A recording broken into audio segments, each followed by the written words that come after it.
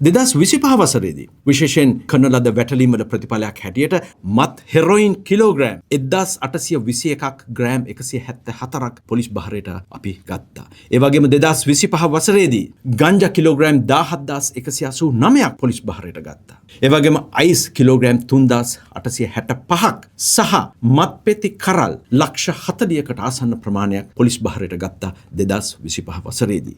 ඒ නිසා අපිට හැකියාව ලැබිලා තියෙනවා මෙම වැටලීම් ශෝධිසි කිරීම 2026 වසරේදී විශේෂයෙන් පොලිස්පතිතුමාගේ ඍජු අධීක්ෂණය යටතේ දෛනිකව මේ වැටලීම් මෙහෙවන්නට එහෙම නැත්නම් ඉදිරියේදී සිදු කරගෙන යන්නට. ඔබ දන්නවා සමාජයේ කතිකාවතක් ගියා මේ විශේෂයෙන් මේ අත්අඩංගුවට ගත් හෙරොයින් වලට එහෙම නැත්නම් මත්ද්‍රව්‍ය වලට සිදු දේ පිළිබඳව. ඔව් ශ්‍රී ලංකා පොලිසිය ඉතාම පැහැදිලිව විශේෂයෙන් 2024 වසරේදී හෙරොයින්, අයිස්, කෙටමින් සහ කොකේන් කිලෝග්‍රෑම් 1890ක් ග්‍රෑම් 512ක් 2024 වසරේදී විනාශ කිරීම සඳහා වනාත විල්ලුව සහ පුත්තලම උඳුන් සඳහා රැගෙන ගොස් විශේෂයෙන් ගරු අධිකරණය, රජයේ රස පරීක්ෂක දෙපාර්තමේන්තුව, එවැගේම මත්ද්‍රව්‍ය කාර්යාංශ මේ සියලුම අධීක්ෂණයකින් යුක්තව මෙම විනාශ කිරීම සඳහා යෙදෙව්වා. 2025 වසරේදී අපිට හැකියාව ලැබුණා හෙරොයින් කිලෝග්‍රෑම් 494ක් විනාශ කරන්න. ඒ වගේම ඔබට මතක ඇති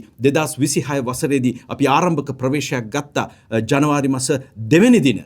විශේෂයෙන් වනාතවිල්ල ප්‍රදේශයේදී අපිට කිලෝග්‍රෑම් 171ක් විනාශ කරන්නට අපිට හැකියාව ලැබුණා. ඒ නිසා අපි විශේෂයෙන් මහජනතාවගෙන් ඉල්ලා සිටිනවා. ඔබට යම්කිසි තොරතුරක්, පණිවිඩයක්, සැකයක් පිළිබඳ යම්කිසි දෙයක් ලැබුණොත් කරුණාකරලා ශ්‍රී ලංකා පොලිසියේ 1818 හෝ 118 හෝ 119 මේ ස්ථානවලට ලබා දෙන්න. විශේෂයෙන් ශ්‍රී ලංකා පොලිසිය මහජනතාවගේ සාමය ආරක්ෂා කිරීම සඳහා අපි කටයුතු කරන බව නැවතත් දැනුම් දෙනවා.